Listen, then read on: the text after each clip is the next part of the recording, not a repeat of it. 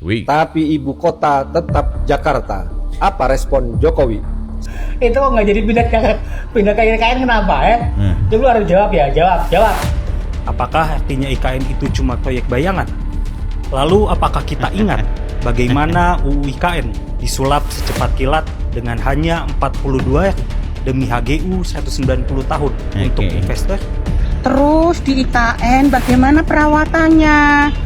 Terus di IKN mau buat apa? Pemohon mempersoalkan perihal kekosongan ibu kota di mana IKN belum beroperasi sebagai ibu kota, tapi di sisi yang lain Jakarta sudah ditetapkan sebagai tidak lagi ibu kota.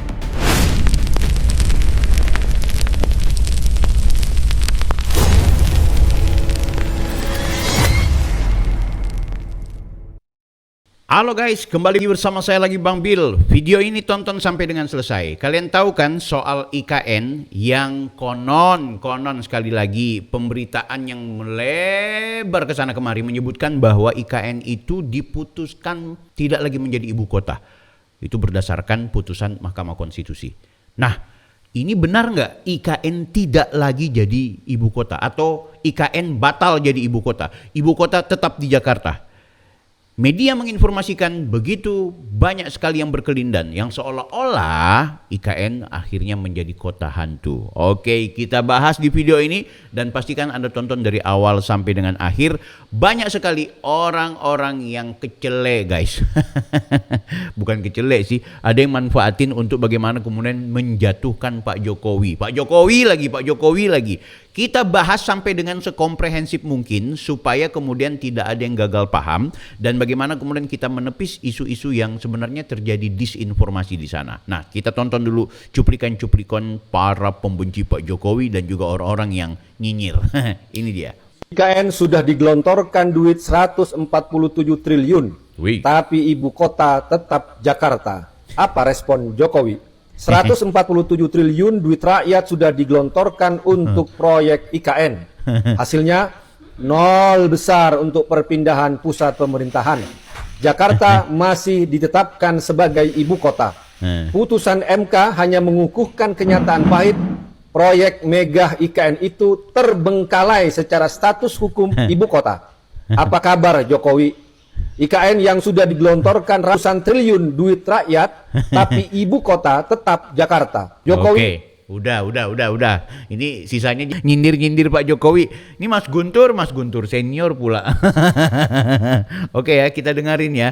Jadi bagaimana kemudian ujung-ujungnya ketika kemudian ada putusan dari Mahkamah Konstitusi untuk tetap yang namanya ibu kota berada di Jakarta, ini akhirnya yang namanya Guntur dan orang-orang pembenci Pak Jokowi itu rame-rame kemudian menghujat Pak Jokowi ya. Sampai pakai bicara soal uang rakyat sudah ratusan triliun dipakai digelontorkan hanya untuk membangun proyek mega besar itu yang ujung-ujungnya juga akhirnya tetap ditetapkan yang namanya Jakarta sebagai ibu kota. Apakah memang seperti itu? Itu kita akan bantah guys ya. Tapi kita dengarkan dulu banyak sekali ocehan-ocehan orang. Oke? Sekarang kita ke video selanjutnya.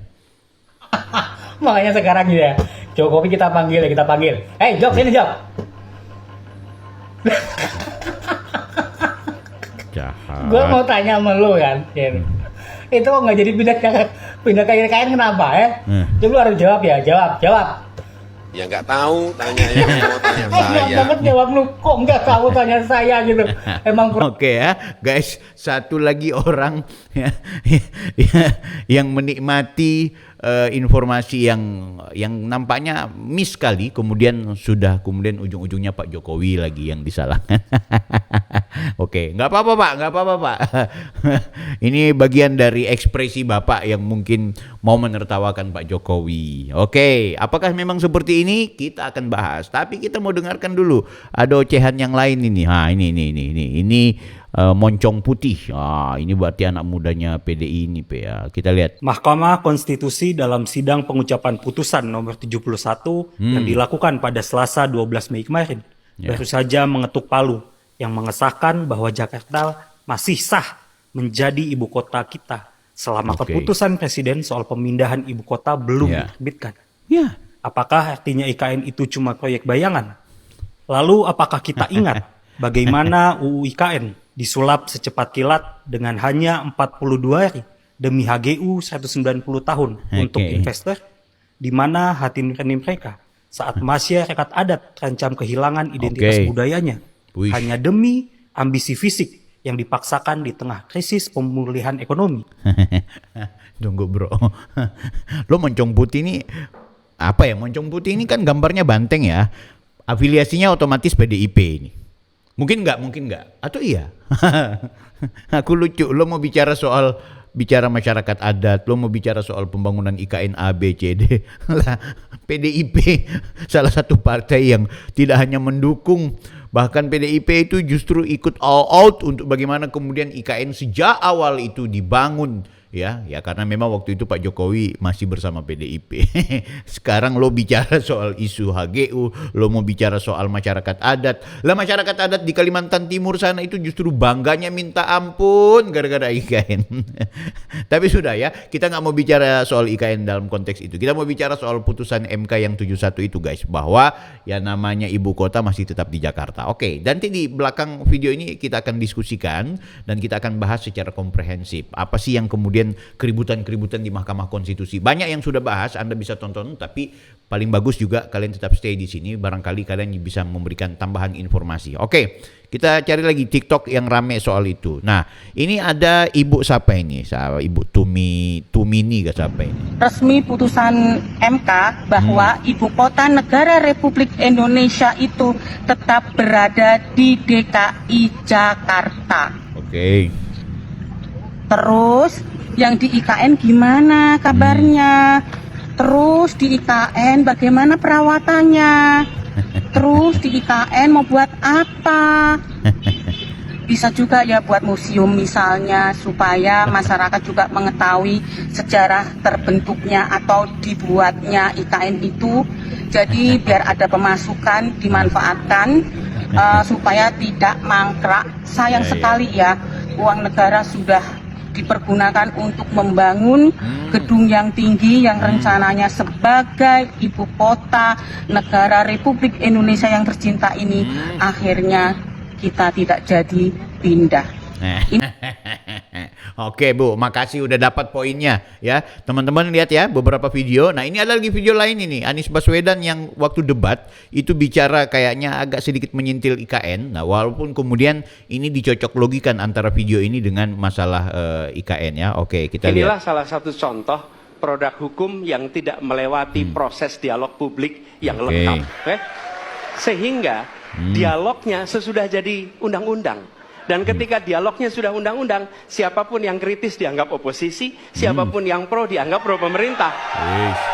Kenapa? Karena tidak ada proses pembahasan yang komprehensif, yang memberikan ruang kepada publik. Ini negara hukum, bukan negara kekuasaan. Dalam negara hukum, berikan. Oke guys ya. Singkat aja aku mau kasih dengar bagaimana Anies Baswedan yang begitu pandai dalam merangkai kalimat. Tapi memang ini konteksnya dalam debat ya, nggak ada hubungannya soal undang-undang IKN yang kemudian digugat atau di judicial review di Mahkamah Konstitusi kemarin ya. Ini memang sedang rame-ramenya. Nah, teman-teman seharusnya membutuhkan penjelasan yang komprehensif. Ini apa sih maksudnya Mahkamah Konstitusi seolah-olah membatalkan IKN pindah ibu kota negara pindah di Panajam Pasir Utara di Kalimantan Timur. Guys, ini perlu kita luruskan. Nah, ada beberapa video dan kali ini aku menemukan satu video dari Cokro TV yaitu Bang Uki ya, dia menjelaskan secara komprehensif. Tapi sebelum ke beliau, aku mau informasikan ke kalian. Satu hal yang jangan dilupakan bahwa soal di Mahkamah Konstitusi kemarin itu adalah ada seorang atau sekelompok atau sebagian orang yang kemudian mendatangi MK. Ini aku mau pakai bahasa sesederhana mungkin. Mereka itu datang ke MK mau menggugat ada beberapa pasal. Salah satu pasal yang paling utama itu adalah pasal 39 dalam konteks Undang-Undang IKN. Ya, di mana ada satu pasal yang berbunyi di situ, ya pasal 39 itu ingin mengatakan bahwa dalam konteks pemindahan ibu kota, oke, aku perlihatkan saja ke kalian lah biar kalian bisa sambil baca. Nah, ini ya. Kita lihat baik-baik. Pasal 39 ya, Undang-Undang IKN ini. Bahwa DKI Jakarta tetap berkedudukan sebagai ibu kota negara hingga ditetapkannya keputusan presiden ya untuk pemindahan di IKN. Oke. Nah, otorita IKN mulai mengelola pemerintahan daerah khusus tersebut sejak tanggal Kepres pemilihan diterbitkan. Oke ya, ini sederhananya. Teman-teman bisa lihat pasal 39 Undang-Undang IKN. Intinya begini, ada penggugat yang minta ini dihapus aja lah, ditetapkan aja IKN sebagai ibu kota, jangan menunggu yang lain-lain. Ini dihapus, nggak perlu lagi ada. Tapi Mahkamah Konstitusi itu kemudian tetap menghormati aspek hukum. Ya nggak bisa, kita tetap menunggu keputusan presiden. Artinya keputusan presiden itu bukan berarti kemudian MK menolak mentah-mentah, karena memang MK hanya menghormati dan juga sudah menetapkan, sudah memastikan bahwa undang-undang ini nggak perlu diubah, nggak perlu diselesaikan dalam bentuk apapun, nggak perlu dihapus. Tetap saja undang-undang dipakai dan tidak ada penghapusan pasal yang berkaitan untuk penetapan IKN sejak sekarang. Kenapa? Ya harus ditunggu Kepres, kan gitu. Nah pertanyaannya, kalau gara-gara Pak Jokowi dan lain-lain sebagainya, ya kalau misalnya Pak Jokowi juga terburu-buru, mending di undang-undang IKN itu dia ya preteli dengan cara bagaimana jangan dulu pindah ibu kota, itu dihapus saja, langsung dia bikin Kepres kah dalam momen saat itu. Itu kan yang harus kita pahami secara jernih, guys. Jadi bukan konteks bahwa Mahkamah Konstitusi ketika membuat putusan itu seolah-olah pembangunan IKN itu mangkrak atau berhenti. Tidak guys, itu tetap lanjut karena memang ada misi di tahun 2028 baru kemudian IKN akan menjadi ibu kota pemerintahan atau ibu kota politik, di mana sudah dimunculkannya yang namanya bangunan legislatif, bangunan yudikatif, bangunan eksekutif, semua sudah betul-betul rampung di tahun 2028.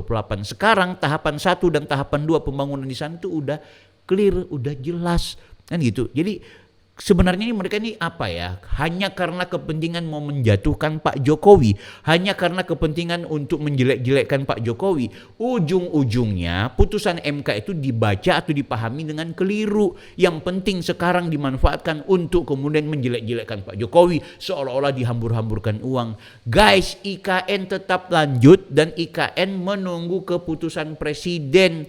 Ketika kemudian keputusan presiden sudah memastikan bahwa IKN sudah siap untuk menjadi ibu kota secara resmi, baru kemudian undang-undang ini akan secara tidak langsung dicabut atau tidak bisa lagi digunakan dalam konteks pasal 39, kan gitu. Nah namun menurut MK ya nggak bisa kita cabut sebelum ada Kepres karena begitu bunyi undang-undangnya. Jadi bukan seperti yang disampaikan oleh media, ibu kota batal di IKN yang ada di Panajam Pasir Utara, Kalimantan Timur, tapi ibu kota hanya ada di Jakarta. Orang-orang pada senyum-senyum, orang-orang pada ketawa-ketawa, terutama mereka yang benci kepada Pak Jokowi. Nah ini ada penjelasannya Bang Uki ya. Ini kita dengarkan, ini bagus sekali penjelasan beliau, cukup komprehensif dan mari kita simak sama-sama. Ini dia. Mahkamah Konstitusi membuat sebuah putusan yang bikin heboh jagat politik nasional. Putusan tersebut adalah penolakan atas gugatan terhadap Undang-Undang IKN nomor 21 tahun 2023 tentang Ibu Kota Nusantara atau IKN. Singkatnya, ada seorang atau sekelompok warga negara yang mempersoalkan tentang Undang-Undang IKN dan Undang-Undang DKJ atau Daerah Khusus Jakarta gitu ya. Nah, Undang-Undang IKN sudah menetapkan bahwa IKN yang sekarang prosesnya sedang dikebut itu adalah ibu kota negara. Sementara di sisi yang lain Undang-Undang DKJ sudah tidak lagi menempatkan Jakarta sebagai ibu kota. Betul. Makanya nggak disebut DKI atau daerah khusus ibu kota, melainkan DKJ yaitu daerah khusus Jakarta. Saya ringkas dari laman resmi Mahkamah Konstitusi. Pemohon mempersoalkan perihal kekosongan ibu kota di mana IKN belum beroperasi sebagai ibu kota negara. Tapi di sisi yang lain Jakarta sudah ditetapkan sebagai tidak lagi menjadi ibu kota. Lalu gugatan pemohon tersebut ditolak MK karena sebetulnya semuanya udah jelas.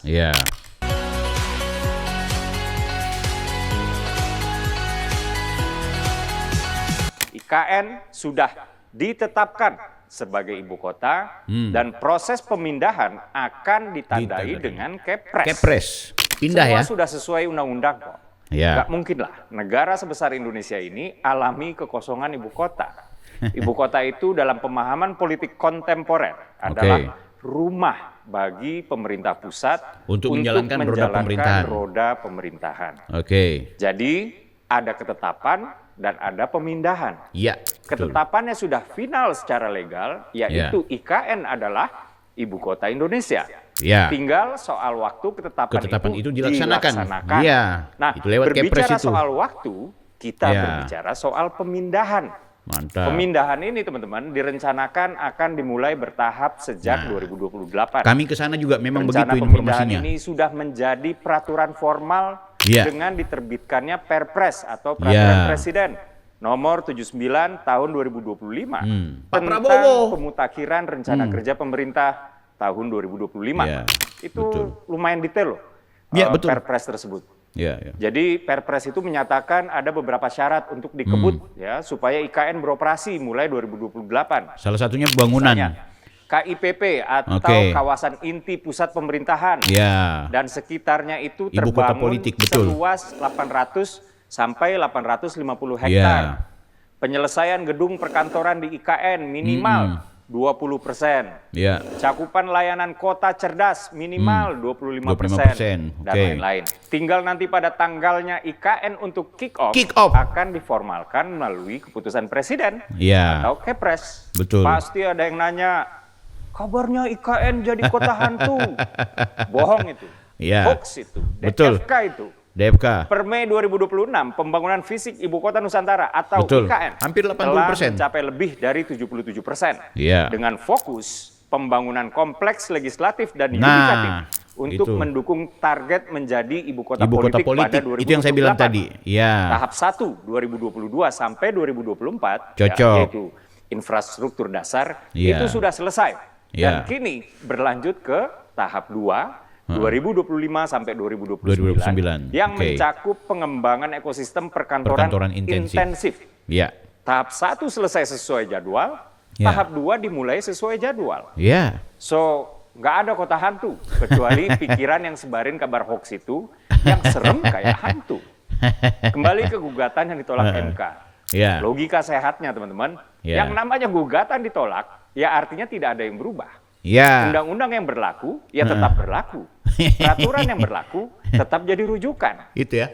Yang namanya gugatan yang ditolak oleh MK, kan yang mereka gugat itu Undang-Undang IKN dan juga Undang-Undang DKJ ya. Tapi yang paling spesifik adalah Undang-Undang IKN. Artinya Undang-Undang IKN itu kebutuhannya sebagaimana yang hari ini sedang berproses.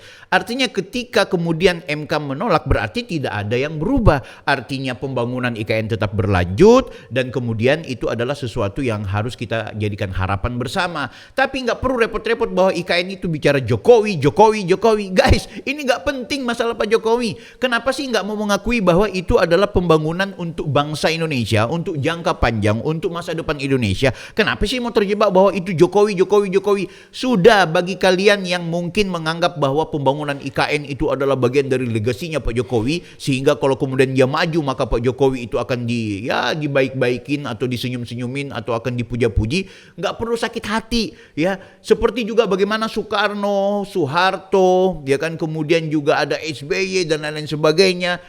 Kita bangga, kita harus hormati. Kalaupun IKN itu dibangun oleh Anies Baswedan, saya juga pasti akan sangat-sangat menghormati. Nggak usah IKN lah, itu JIS yang dibangga-banggakan ketika Pak Anies Baswedan jadi gubernur.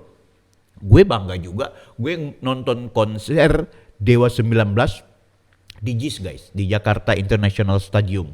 Gue bangga, wah salut gue sama Anies gitu. Bahwa kemudian di proses pembangunannya ada yang bermasalah, urusan berikut. Begitu juga dengan apa ya kemarinnya. Beliau bikin apa sih kalau nggak salah tuh, formula apakah kalau nggak salah di Jakarta. Apa sih aku udah lupa.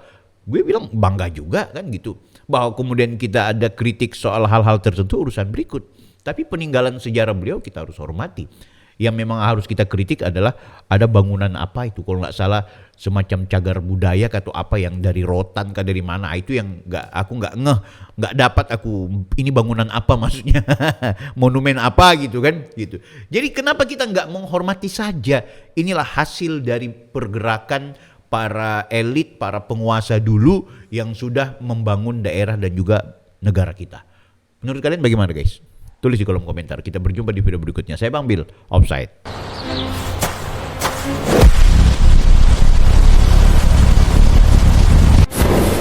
Saya Bang Bil, Offside.